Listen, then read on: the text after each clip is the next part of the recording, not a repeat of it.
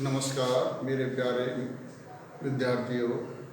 आज मैं पुनः फिर से आप लोगों के सामने एक बार प्रस्तुत हुआ हूँ। जैसा कि मैंने आप लोगों को इससे पहले वाले वीडियो में बताया था कि अगले वाले वीडियो में मैं आप लोगों को डायरेक्ट इनडायरेक्ट में इंटेरोगेटिव सेंटेंसेस अगर रिपोर्टेड स्पीच में आ जाता है तो उसे हम किस प्रकार बदलेंगे। आज हम इसी विषय पर चर्चा करने जा रहे हैं। देखिए, सबसे पहले हमें ये ज्ञात होना चाहिए कि इंटेरोगेटिव सेंटेंसेस कितने प्रकार के होते हैं। इंटेरोगेटिव सेंटेंसेस जैसा कि हम जानते हैं दो प्रकार के होते हैं।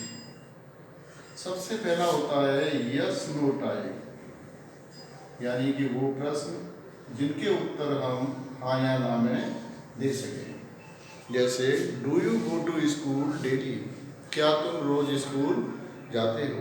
तो आप कहेंगे यस आई डू, हाँ मैं जाता हूँ। और नो आई डोंट, मैं नहीं जाता हूँ। तो इस प्रकार हमने ये देखा कि एक ऐसा प्रश्न जिसमें हेल्पिंग वर्ब या ऑक्सिलरी वर्ब अगर पहले आ जाती है तो वो प्रश्न बन जाता है। तो ऐसे वाक्यों को हम यस नो टाइप क्वेश्चंस कहते हैं। जैसे डू यू लाइक टी, तो आप कह सकते हैं यस आई डू।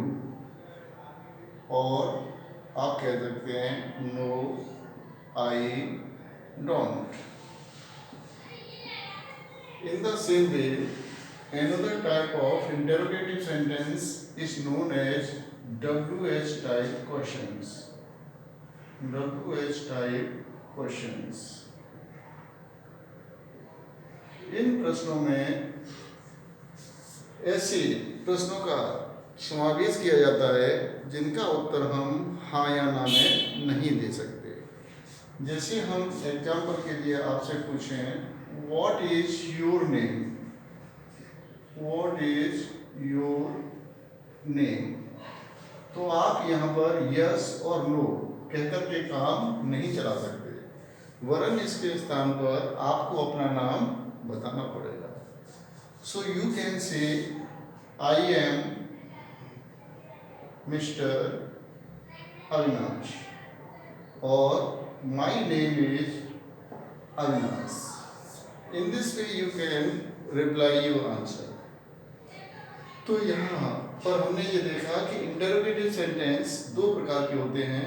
एक वो जिनको हम हेल्पिंग वर्ब से शुरू होते हैं, जिनको हम यस नो टाइप क्वेश्चंस कहते हैं। दूसरे प्रकार के जो प्रश्न हैं उनको हम WH टाइप क्वेश्चंस कहते हैं।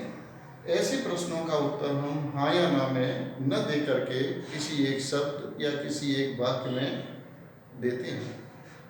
मित्रों, जब हम आगे बढ़ते हैं तो हम इसको एक उदाहरण की तरह से समझने का प्रयास करते हैं। जैसे he said to me, comma inverted comma, do you go to school daily? तो जब इसकी डायरेक्ट से हम इनडायरेक्ट बनाते हैं तो राइट करते हैं he asked me if या whether शब्द का प्रयोग करते हैं।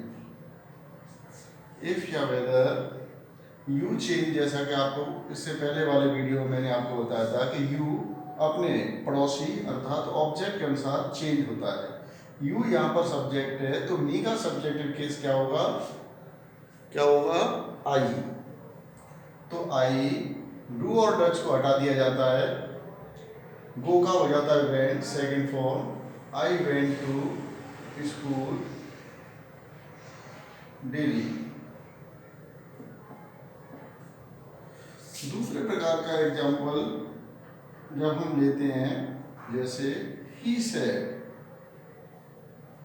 To me, comma inverted comma, what do you want। तो यहां पर जब इसको चेंज करेंगे तो he said to me what। यहाँ पर हम कोई कंजक्शन यूज नहीं करेंगे जैसे हमने ऊपर वाली बात में इफ या वेदर का यूज किया था।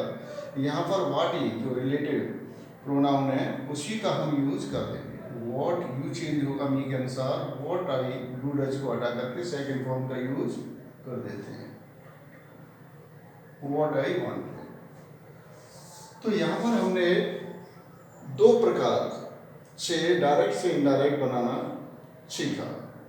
यहाँ देखा हमने कि अगर ऐसे प्रश्न जिनका उत्तर हम हाँ या ना में दे सकते हैं उनको शुरू करने के लिए, उनको जोड़ने के लिए इफ या वेदर का यूज करना पड़ता है। दूसरे WH टाइप क्वेश्चंस होते हैं उसमें हमको कोई भी कंजक्शन यूज नहीं करना पड़ता, जो रिलेटिव एडवर्ब है उसी का प्रयोग करके हम इसको बना सकते हैं।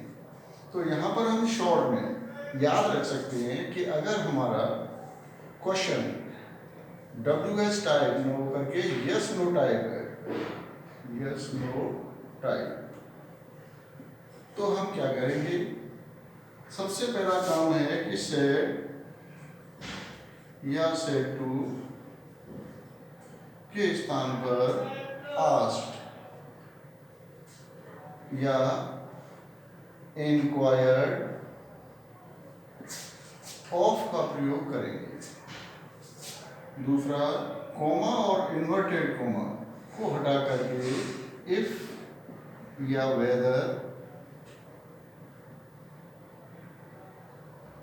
शब्द का प्रयोग करेंगे। तीसरा, यहां देखें कि इन्वर्टेड कोमा के अंतर्गत एक इंटेरोगेटिव सेंटेंस है, तो हम क्या करेंगे, जो इंटेरोगेटिव जो सेंटेंस है उसको हम असर्टिव सेंटेंस में बदल देंगे। तीसरी हो गई। चौथी बात, जो क्वेश्चन मार्क है उसके स्थान पर फुल स्टॉप का प्रयोग कर देते हैं।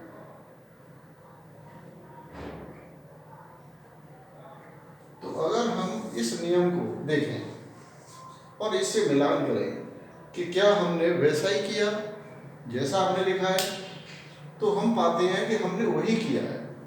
जैसे he said to me, तो he said to के प्लेस पे हमने लिखा है कि हम ask या inquire of का प्रयोग करते हैं, तो हमने यहाँ पर said to के स्थान पर ask का प्रयोग किया है। उसके बाद कॉमा इन्वर्टेड कॉमा को हटा करके हमने if या whether इनमें से कोई भी एक शब्द प्रयोग कर सकते हैं। उसके बाद ये इंटेरोगेटिव जो सेंटेंस है, do you go to school daily, इसको हमने असर्टिव सेंटेंस में चेंज कर दिया है, I went to school daily. Last में इसमें क्वेश्चन मार्क जो आता है उसके स्थान पर फुल स्टॉप का प्रयोग कर दिया जाता है। अब हम लेते हैं WH टाइप क्वेश्चंस के लिए शॉर्ट में हम किन नियमों का पालन कर सकते हैं। तो इस तरह से हमने सीखा कि यस नो टाइप में कंजक्शन के रूप में इफ या वेदर शब्द का प्रयोग किया जाता है, लेकिन WH टाइप क्वेश्चंस में इनका प्रयोग नहीं करते, अर्थात हमको कोई भी कंजक्शन प्रयोग नहीं करते। तो WH टाइप क्वेश्चंस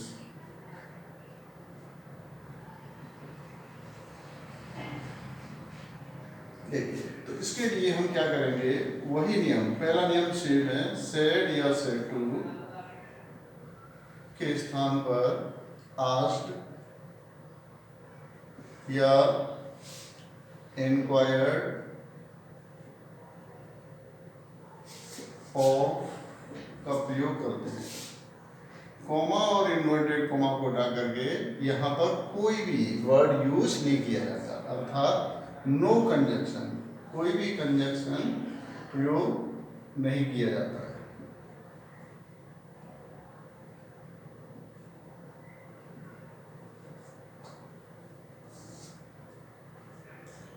उसके बाद जो इंटेरोगेटिव सेंटेंस होता है उसको असर्टिव सेंटेंस में बदल देते हैं। ये भी वही नियम है जो इससे यस नो टाइप वाले में हमने आपको बताया था। जो प्रश्नवाचक चिन्ह है उसके स्थान पर हम फुल स्टॉप का प्रयोग कर देते हैं। फुल स्टॉप,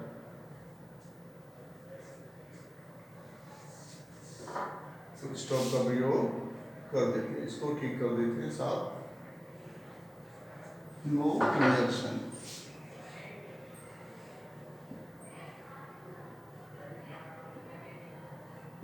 यानी किसी कंजक्शन का प्रयोग यहाँ नहीं करते।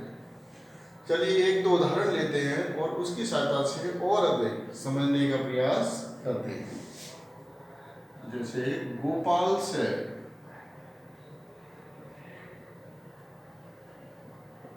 मोहन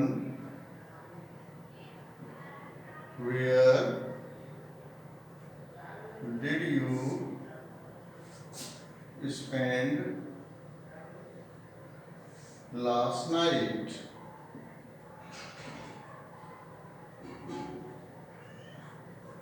तो यहाँ ये क्लियरली स्पष्ट होता है कि गोपाल मोहन से बात कर रहा है और उससे ये पूछना चाहता है कि उसने पिछली जो रात्रि थी वो कहाँ पर व्यतीत की। तो जब इसको टाइम डायरेक्ट में चेंज करेंगे तो गोपाल उसी नियम को फॉलो करते हुए आस्क्ड, जो मोहन है वो इसको ऑब्जेक्ट के रूप में यूज करेंगे। वो WS टाइप है इसलिए वेयर का वेयर ही लिखेंगे, वेयर। उसके बाद सोचेंगे यू किसके अनुसार चेंज होगा, ऑब्जेक्ट के अनुसार। ऑब्जेक्ट क्या है यहाँ पर, मोहन। तो where Mohan.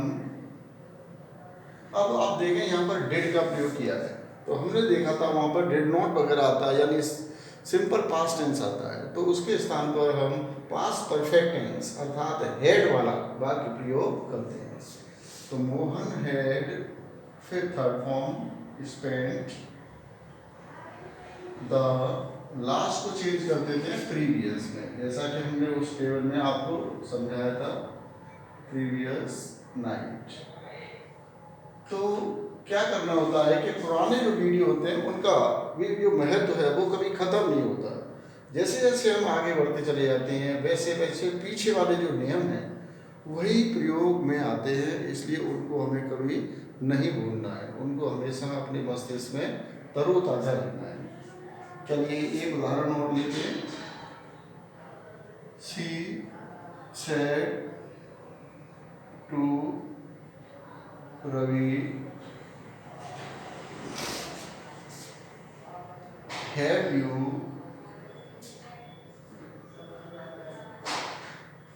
done your work?